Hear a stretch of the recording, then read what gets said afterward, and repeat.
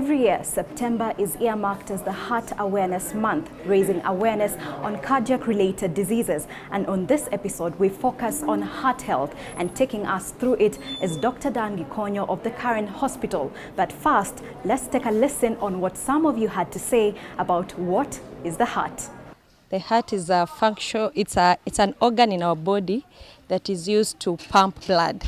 Kazi ya moyo ni kupiga damu kwa mwili. Unajua, unaweza tembeza zingine moyo inakusumbua, umekosana na rafiki ama umekosana na mwanamke, sasa inabidi ujicontrol tu wewe mwenyewe. Hello Dr. Gikonyo, thank you for having us here. How are you? Introduce yourself to us. Today, how am I? I'm in a very good mood. Having seen you people from TV47 come to record and share with us things that affect our community, heart diseases in particular. I'm very pleased. It's a beautiful morning. Yeah. And just as I had briefed you earlier, when you mentioned the heart, people relate it to matters love, and oftentimes they are broken. Yeah. So what is the heart and what is its function? You know, there has been a long-standing joke about broken hearts. Yes. And we always think it's a joke. But let me tell you, it's not a joke. People can die of a broken heart. And we know that there are conditions that can damage your heart just from being upset, being unhappy, getting bad news, or losing a loved one, or being, you know, told to go away, don't come back, you know. Back. We don't want to see you. I don't want your phone anymore. Yes. These things can actually cause broken hearts. Okay. Physically. A lost love, a Valentine's Day disappointment can break your heart. And you can actually have a very weak heart and go in heart failure. This has now been documented in many people. And we have a name for it in Japanese. It's called the Takotsubo. Takotsubo syndrome, or a broken heart syndrome, or a Valentine heart. A Valentine heart. Oh yes, because Valentine's Day is the time that some hearts get... Everyone is expecting something. Yes. And then that happens, the heart rate goes up, blood pressure goes up, blood supply to the heart becomes low, there's a lot of constriction of the blood vessels, and eventually you end up having a weak heart that cannot pump. And you can go into heart failure, it can even kill you. So what is this heart then, scientifically? Now, the heart is not just a pump. It's not just a physical pump. The heart has many purposes. The heart actually has nerves like the brain. And when we say that the nerves in the heart can think, like the nerves in the brain, there could be some possibility of that. The heart is an emotional organ, directly connected to the brain through the nerves and also through hormones. Okay. So the heart is not just a physical organ that pumps blood. It's a thinking, emotional organ that also produces its own hormones. There are some hormones the heart produces that control how you control your water in the body, how much you diurese, how much urine you make. These hormones are also made in the heart.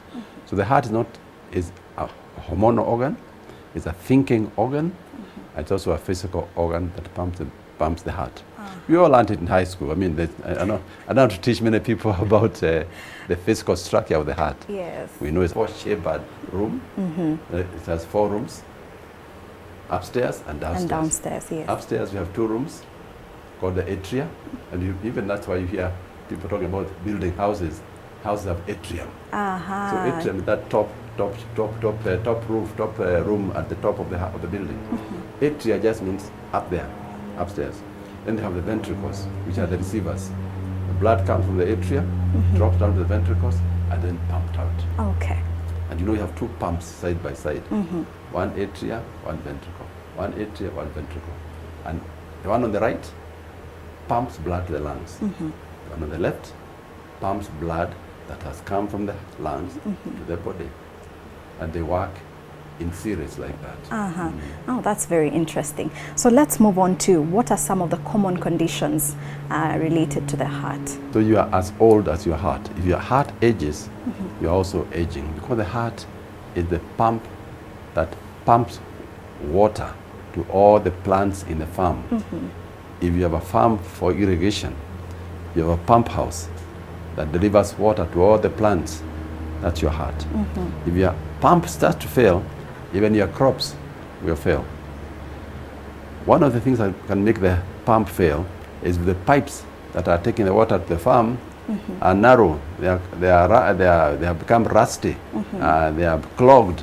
The pump, you have to work harder to deliver that water. The same with the body. If the pipes in the body are clogged, and the pipes are our blood vessels, if your blood vessels are clogged, the heart has to pump harder. So the heart and the pipes, the arteries, work together. And as they age, then the body will age. And therefore, any disease that will affect the pump directly or affect the pipes indirectly, the vessels, the arteries, will damage your body. And you can go into those types of diseases that do that then. Okay. And so then, what are some of the symptoms that someone should look out for to know that I probably have some heart condition? No problem. The body has sensors, and the body will tell you when something is wrong. Even if you're completely blind and you touch a hot oven, the body will know you have touched a hot oven. They'll tell you, move up that hand. So these sensors are all over. Even the body has sensors for heart disease. One of the sensors for heart disease is pain. And it's very important to understand what type of pain we are talking about. Because heart pain is specific. It's not just generalized pain. It's a pain in the chest, usually, but not all the time, on the left side of the body. That can be felt sometimes in the neck, can be felt sometimes on the left side of your left hand. Okay. So the pain that starts here, goes to your neck, comes down your arm, is most likely from your heart. Not always true, but most likely from your heart. But more important is if that pain comes when you are exercising. You know, you are okay at rest. Yes. You get up to go upstairs or to go up a little hill and you're walking, and you get some pain in your chest. That's a worry. Or you're at home, you want to go to the market, you get out through the gate, start walking, you get a pain in the chest. That's a bad sign. Any pain that comes when you are exerting yourself, the time you are exercising, the time you are walking up a hill, when you go to try to do some little jog, when you go to the bathroom and you are trying to shower and you get some pain, that's a bad sign.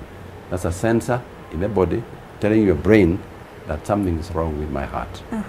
Not all chest pains are from the heart, but a pain that comes when exercise, that goes away when you rest, is 99% of the time from the heart. So that one is pain. That comes before any damage is done. Okay. And you've mentioned that the left side, so does the location really matter? What if it's like the right side? Never ignore any pain. But if the pain is purely on the right side only, it's unlikely to be from the heart. Okay. But don't forget the other characteristics. Does it come with exertion? Does it go away when you stop? But even before you go to the symptoms of those heart issues, it depends on who is getting that pain. For example, it's you're only 25, so something like that. At 25, the chance of having a heart problem is low. It's there, but it's low. Because as you said earlier, it's an aging process. The vessels get clogged, the heart gets weaker. It's a time sort of factor. So the things you have said about, we have talked about that type of pain, are true for people over the age of 35 and 40. All right. If you are below 35, that pain is unlikely to be coming from your heart. There are people we know who get that type of things. One, if they are over the age of 40. People who are older are more likely to get that problem. Age is a factor. People who smoke cigarettes. We have talked about this many times, and we shall continue to talk about cigarettes for a long time. Cigarettes are dangerous. They clog blood vessels, and they cause you heart attacks, they cause you strokes, they cause you many other problems. People who have high blood pressure for a long time, and diabetes, the sugar disease for a long time. People who have high cholesterol. Okay. And people who have a family of heart disease, and most of the time male more than female. So those factors predict the person who can get heart disease. So if you have all those factors, even if you feel normal, watch out, you have a problem You coming. have a problem. So one of them is pain. The other one is shortness of breath, where you walk a little distance and you can't breathe. That one, again, is a concern. If you ever walk a short distance that you used to walk normally, and now you are walking and you find there's pain in the chest, then there's a question mark. Could it be from your heart? The other thing that happens after the heart starts failing, you cannot pump out all the water to the kidney to make urine. So water is retained in the body. So the other thing that happens when you have heart disease is you get swelling. And you get swelling mostly from the very dependent part, the feet. That's where it starts. But it can come up much further. But if you have pain, shortness of breath, swelling of your feet, question mark, high blood pressure, question mark, heart disease, especially if you have the risk factors of high blood pressure, diabetes, and the rest. I must mention at this stage that there are some other diseases that can come with chest pain, not necessarily left-sided, but that can make you short of breath. That is lung disease. You get a blood clot in the lung, what we call in medical terms, pulmonary embolism. People get blood clots in the feet that they move up to your chest and they clog blood vessels in the lung. You can also get the same things, chest pain and difficulty in breathing when you walk. But that pain of the pulmonary embolus is not necessarily on the left, it can be anywhere. And does not come with exertion. It can even come when you're seated because it's a clogging of the arteries in the lungs and does not wait for you to walk. So pain that comes when you're resting and you become breathless and is acute can be from a blood clot in the lung called pulmonary embolus. But otherwise, the lung disease is what we have discussed about. So then there's someone who'd say, I get heartburns. So what's the difference between a heartburn and a heart attack? You know, that's a very good question because, you know, the heartburn relates to the heart burning. Heartburn, by common language, is an issue of indigestion, where the acid from the stomach creeps up to your chest and you get a discomfort in the chest. That sounds like a heartburn. It really sounds like a heart, but that is from acid reflux, when the acid comes from the body to the tummy to the chest. That will come most of the time when you're lying down, when you're inclined, when the water can come up. Rarely ever will a heartburn wait until you go to exercise and you get it. So if you get a heartburn during exercise, it's a real heart. You get a heartburn when you're lying down at night after 1 or 2 drinks, and you get a burning sensation at night when you're lying down, that is from acid reflux. So heart and tummy and stomach can mimic each other. People who get heart attacks, sometimes they rush to get something to antacid because it feels like indigestion. The other way, indigestion can feel like the heart. But the best thing is if you have the risk factors, to get indigestion, assume for the worst. Let's check the other one first. All right. Such interesting thoughts here. We will be right back after this short commercial break. But first, let's take a look at the facts and myths board.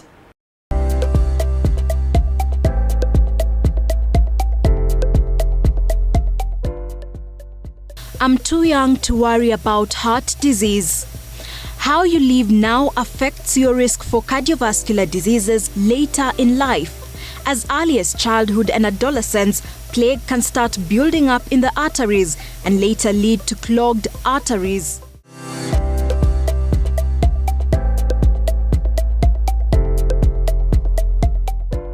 I don't need to have my cholesterol checked until I'm middle-aged. Measurement of risk factors in young adults allows for the estimation of lifetime risk of cardiovascular diseases.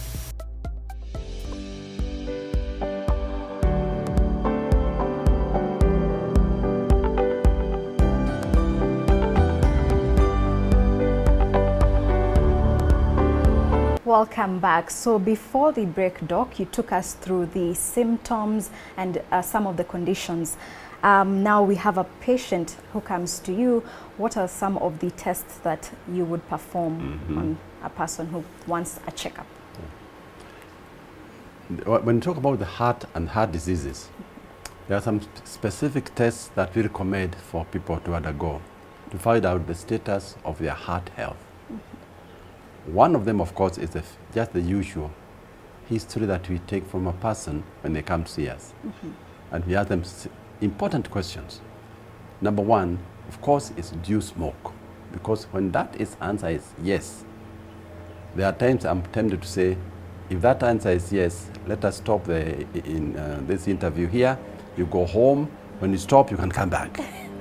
Because, I mean, cigarette smoking is one of the most avoidable causes of ill health. It's a condition that can be prevented because we know the consequences. And whatever is predictable, if you can predict, should be prevented. So now that we know that cigarette smoking is hazardous to the body, it is pointless to start playing games about it, that maybe go and stop, please do this, please do that. You know, nah. If you ever get a complication from that, from cigarette smoking, we can classify it as suicide because it's self-imposed hazard of health. So history taking is very important. Okay. Have you had high blood pressure in the past? For how long? Is it well controlled? Do you have diabetes, the sugar disease? How is your family? Is your father still alive? Did he die of this? Did he die of that? Because all those things tell us, before we even come to you, the probability that you will find disease in you. But once you finish that history, when you come to physical examination, and we examine you to find out, do you have any complications that might have a reason from the heart. One, of course, if you check your blood pressure. If it's high, we can manage it. We listen to your heart, because listening to the heart with the stethoscope like this one, just listen to the sounds that come from there. You can tell a good heart from a bad heart. Not all the time, but most of the time. How does a good heart sound like? Let me give you an example. If you're going to buy a car and you start it, would you know a good car from a bad car when you start it? Of course. The good one you just switch on, you don't hear much noise, it just goes zzz. Yes. This one you switch on like a tractor, go, go, go. You won't buy it. Yeah. So even the heart, when it has issues, does produce some sounds that are not normal. We call them murmurs. Okay. We can also assess the size of the heart externally by just examining your chest and seeing where the heartbeat is. We can tell whether you have a big heart or a small heart. We can also tell the consequences of heart disease if it is causing any congestion in the body by looking at your neck vessels, because if the blood not going through easily, it will accumulate in your neck vessels will be swollen. You can have swelling of the feet, and you can also have enlargement of the liver, and you can hear noises from water in your lungs. So physical examination is important. Once you've done that, then we do the tests that people should know about that are available for heart disease. And the first test is what we call an ECG. E stands for electro, C for cardio, and G for gram. Electrocardiogram. It's a basic test that tests the electrical activity coming from the heart and draw some little graphs. And she'll be able to show you how it's done. Okay. And that will tell us the rhythm of the heart, the amount of electricity the heart is producing, because if your heart is big and swollen, it will produce more electricity. So the waves will be longer. Okay. If your heart is irregular, those waves will be irregular. If your heart is not conducting the electricity well, you have a heart block, we can see. So all that small ECG that's done can be done now in many parts of this country. We are lucky that you can get an ECG nearly in every corner of this country. Because those gadgets have become smaller, they are portable, there are people who have trained who can do that. By the way, here in Karen Hospital, we do train a lot of cardiac technicians, like my good friend here, Carol. But even these days, even nurses and other medical personnel know how to do an ECG. And the equipment now is so computerized, it has got artificial intelligence, they can diagnose things for you. Okay. And this man has a heart attack, this man has an irregular heart rhythm, this man has a large heart, this man may have water around the heart. So all those are available. And we are lucky that we have a system that can do that almost countrywide. I can tell you in Africa, because we travel quite a lot, we do have the best healthcare. It may not be accessible, Yes. but available. What you have to work on as community is accessibility, because the things are there.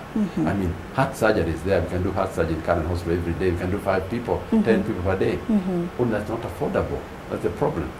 If it was affordable, All these people suffering here could be coming here, we could be operating on them.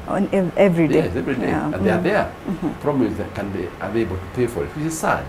Because you have an illness and there's somebody who can do something about it, but he can't. And we like to, but we can't do without being able to, you know what I mean, well funding. Okay, Yeah. let's call Caro to help us now with the ECG test, and you take us through this machine.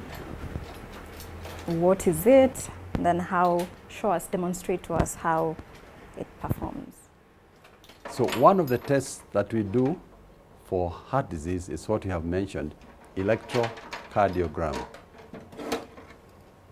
We have Evans here, I'll call him Evans. It's one of our patients.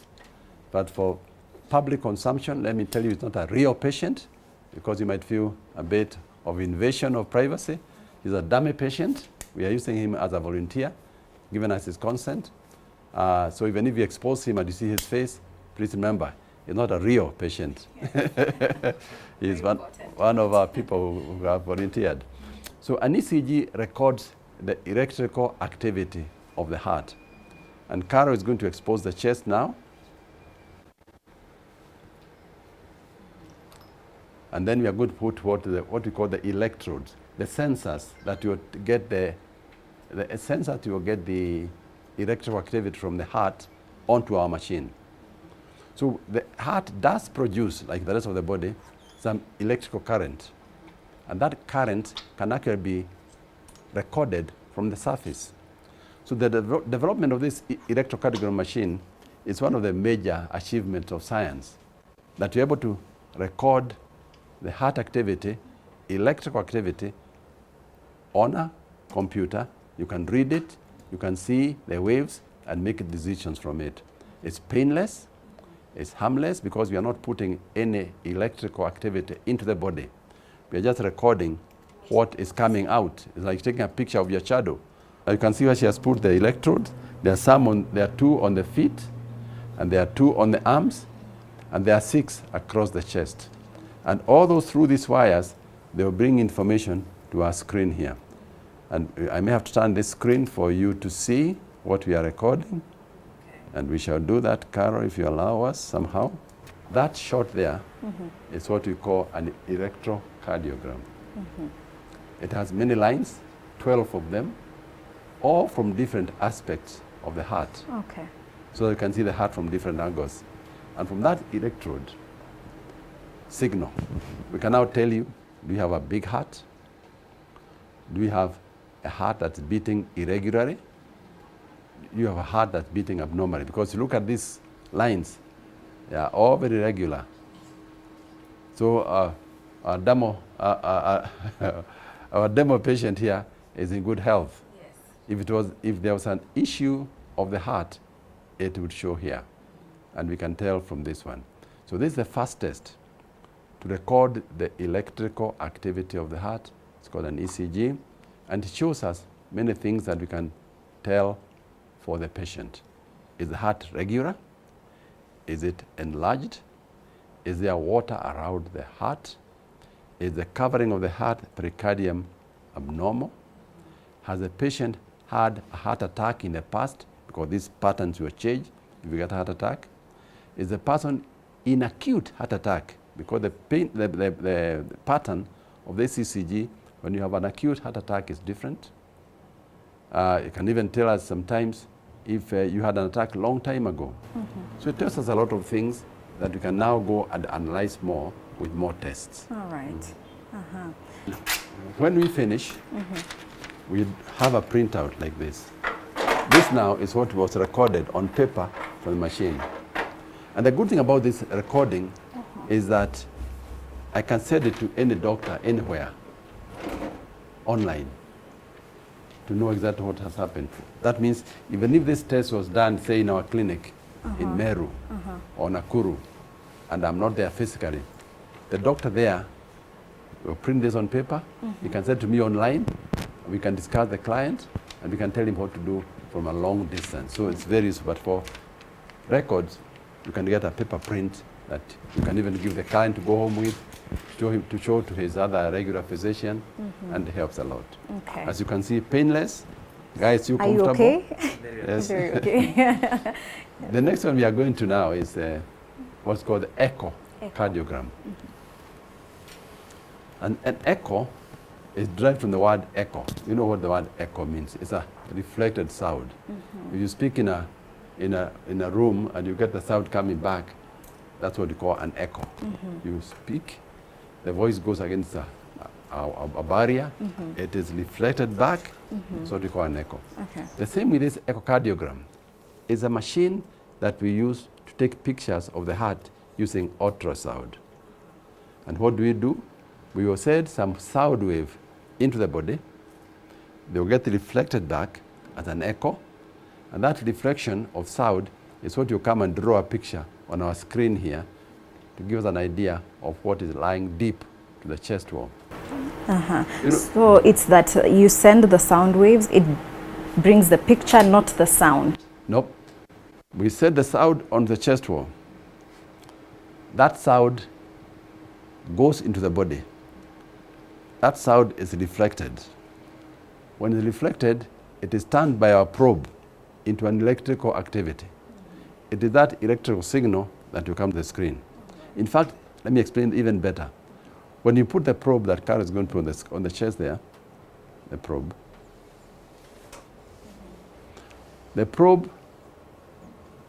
is actually an electrical generating machine. It only produces electricity. But inside there's a crystal that vibrates to produce sound. The sound will go into the body as sound. It will be reflected back to our crystal. The crystal will vibrate from the signal that has come back. That vibration will be turned into electrical signal that comes to our screen. So it's electrical, going to sound, sound coming back, turning back into electrical that can now print the picture. It's the same thing they use in the deep sea navigation. If you want to know how deep the sea is, you set an echo down through the water, gets reflected. When it comes back, you can see how long it took to go and come back. You have an idea from because we know that the speed of sound, you can tell how long it has taken. If the speed of sound is 1,000 feet per hour, taken an hour to come back, you know it's 2,000 feet. Yeah. So the same way here, and it will demonstrate to us. Again, ultrasound, echo, because we use ultrasound, it's completely harmless. Because it's just sound. It is not. Don't fear because you have mentioned about electrical, but it's purely sound. What comes to you is sound. Electro from the machine, but by the time it gets to your chest, it's all sound. Okay. And it goes into your chest as sound, just as much sound as you can get in a disco. It's the same. So it's harmless. You can do it on expecting mothers, you can do it on children, you can do it on everybody without fear. But the information we get is massive. All right. So, Carol, take us through again. So for this one, the patient faces the wall, not up. Yes.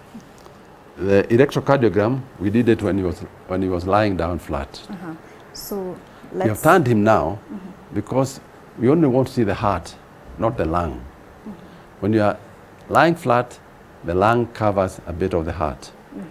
Make you lie on the left side, the lung moves away from that side of the heart and the heart is exposed. We can access it better. That's why we do in that position. Hold on to that thought, Doc. We'll come back to you, Carol, with our patient. We will be right back after this short commercial break.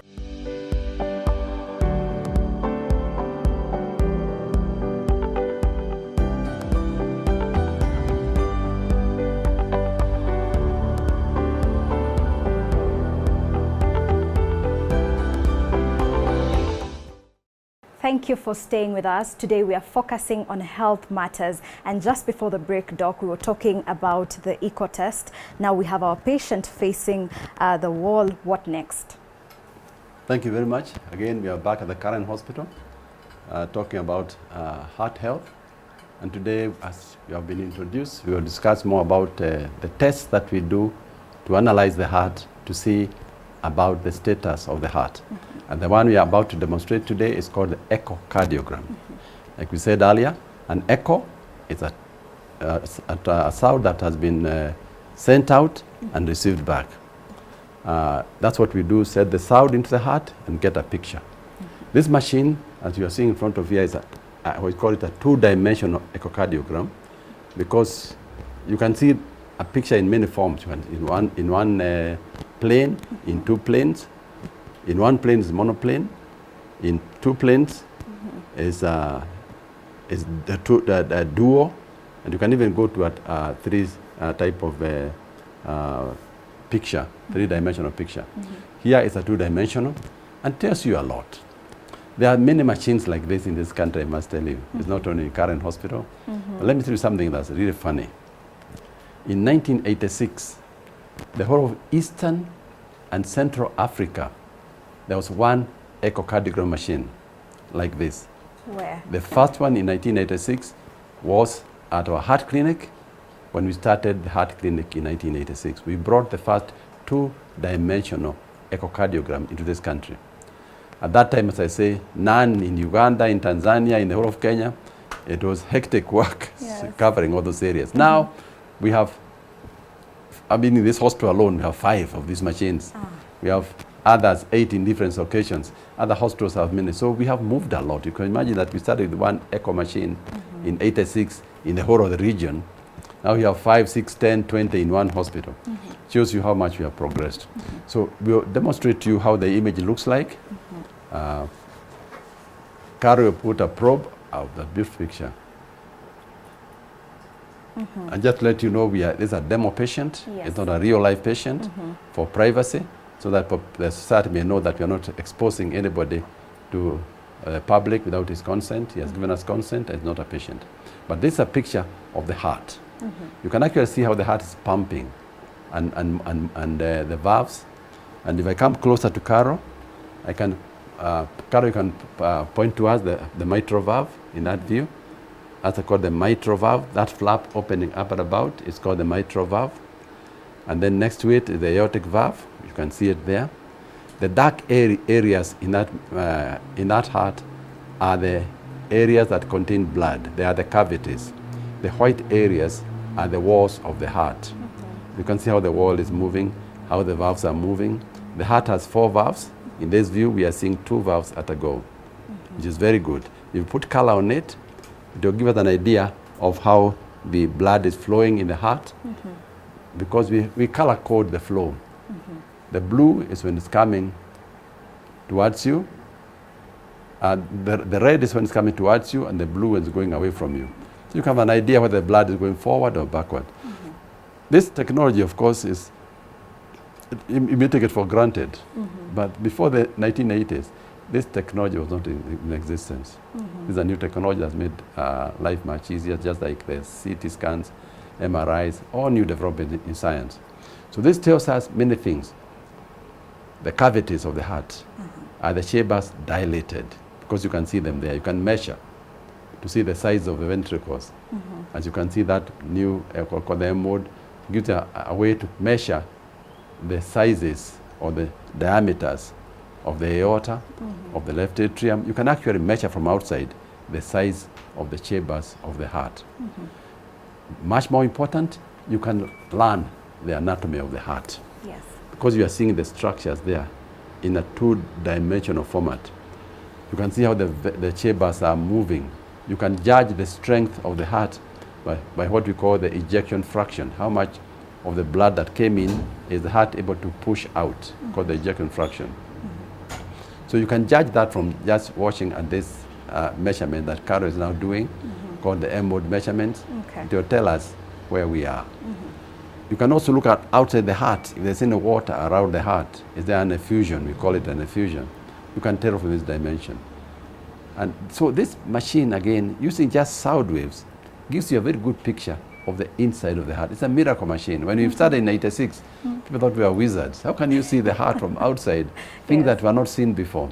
So now you can see it very closely. You can tell bad heart valves. And you know, heart valve disease is one of the problems in this country, called rheumatic heart disease, which damages valves in children when they get sore throats.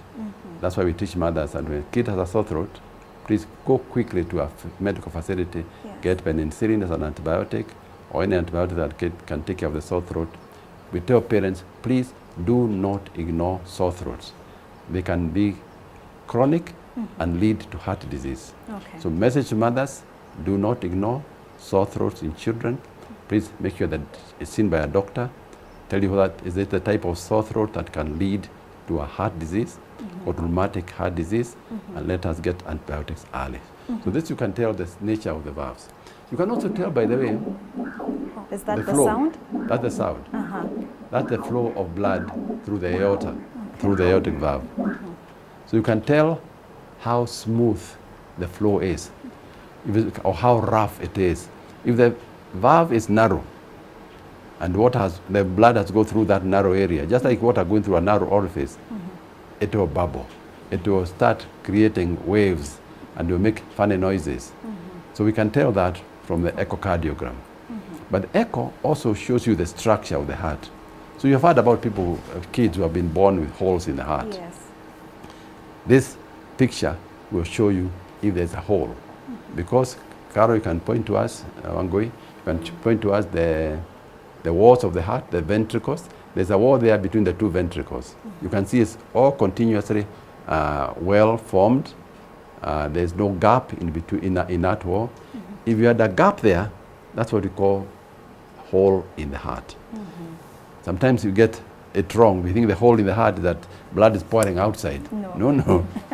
It's a hole within the walls, the dividing walls of the heart. The heart is one big chamber with dividers. Holes in those dividers are what we call holes in the heart. The blood takes a shortcut from one side to the next. So you go round, but if you have a hole, it will creep through. So this machine will tell you, do you have a hole in the heart? Are the valves normal after the child is born? Are the blood vessels, the aorta, and the pulmonary artery normal? You can see from this screen. From this screen. Yeah. Now, how regularly should someone get a checkup? You know, before the age of 40, we are reasonably healthy. So below 30, you are reasonably healthy. In fact, when you see many people below 30 getting sick, sometimes it's because they are running after disease. After 40, when you see people getting sick, it's because diseases are running after people. After 40, you have to keep running away from disease because it's no longer, the disease does not wait for you to come, the disease will look for you. So once you touch 40, it's advisable that even if you are feeling well, you have no issues, you wake up, you are feeling fine, don't forget you are aging. Just like your car, you have driven it for 5,000 kilometers, you need to go and have it checked because there's a wear and tear of every machine, and our bodies are nothing more but God's machine, and they wear out. So every year, after the age of 40, please get a checkup. At least have your blood pressure checked, have your blood sugar checked, have your cholesterol checked. Check your weight, don't go up too much, and have a chat with your doctor about your general nutritional status, your health, your exercise. Because exercise is a very important thing for heart disease. The more you exercise, the more you become heart fit. And because the body responds to activity. So once a year, after the age of 40, please go get a checkup. Because as we say all the time, you know, prevention is better than curing. Not better. It's cheaper than cure. Okay. It's cheaper than cure. Remember that. That if you prevent it, it's cheaper. And remember, because heart disease is predictable, we know who can get it. We know the factors that cause heart disease. Because they are predictable, anything that is predictable is by nature preventable. So let us preach more I wouldn't call it biblical. Let's teach more about prevention, even more than treatment. Because there are more healthy people out there who need protection and prevention than the sick ones. So let's avoid illness by going for an annual checkup. Check your sugar, your blood pressure, your cholesterol. Don't ever smoke. Take wine in moderation. Keep exercising. You've spoken about wine. What are some of the foods that now should probably check out for to maintain good health? Good health. No, for cigarettes, there's no level of cigarette consumption. You can't say I only take one or two. I've reduced now. I'm taking only half a pack. I was taking a pack. That is nothing. Otherwise, you'll be like my grandson, who sometimes used to jump on the dirty pool You come from school that day, I tell him, please don't jump in that pool. Then he comes and tells me, Guka, now I've stopped. I was jumping 3 times, I'm jumping only once. Yes. Cigarette smoking, whether it's one or half of your neighbor, is dangerous. But not the same with alcohol. There's a level of safe alcohol consumption, which you must accept. Not religious, but just scientific. If you take more than 7 units of alcohol per week, you are safe. Then you ask, what is 7 units? 7 beers, or 7 glasses of wine, or 7 shots of whiskey or brandy. You maintain on the 7, spread over. The data has shown that there's not much medical risk from that safe, low-level alcohol consumption. You said that, probably last question, as you grow, the heart ages, what are some of your pro tips to make the heart younger? Well, you can make your heart younger in many ways. Keeping your blood vessels open, because it's the blood vessels that age the heart. How do you keep them open? Keep exercising, because the body reciprocates what you do. If you lift weights, you get muscles. The body knows. If you don't exercise, your muscles wear out, your bones wear out. So keep active as long as you are able. Even if you are 90, get up and walk. Number 2, eat healthy.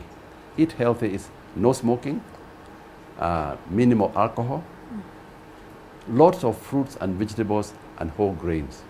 You know, heart disease, by the way, I mentioned, we have seen, those of us who have lived from the 60s to now, we have seen heart disease increase tremendously in our populations. When I was a medical student in 1970s, we hardly ever saw heart disease that is caused by heart attack, the clogging of the vessels, what we call the coronary artery disease. It was almost non-existent. Over a 10-year period, 1970 to 1980, when I finished my master's in medicine, over that period of 10 years in Kenyatta National Hospital, I remember only seeing 2 people with heart attack over a period of 10 years. Now we are seeing 2, 3, 4 per day at the current hospital and other places. Over the period of 50 years, the genetics have not changed. What has changed is lifestyle. People are walking less, taking too much sugar, smoking more, and taking more calories. If you look at the average weight of a Kenyan today compared to 1970, it's gone up. Average blood pressure, gone up. Average blood sugar, gone up. Average blood cholesterol, gone up. Those are WHO statistics that show that all these bad parameters are on the increase in our community. These are the ones we need to watch to keep our health healthy. All right. Thank you for having us. It has been a pleasure learning from you. Yes. And you'll do it again. And I hope that you at home have learned as much as I have. Thank you for watching this episode of Body Garage. See you next time. I've been your host, Sheila Chelangat.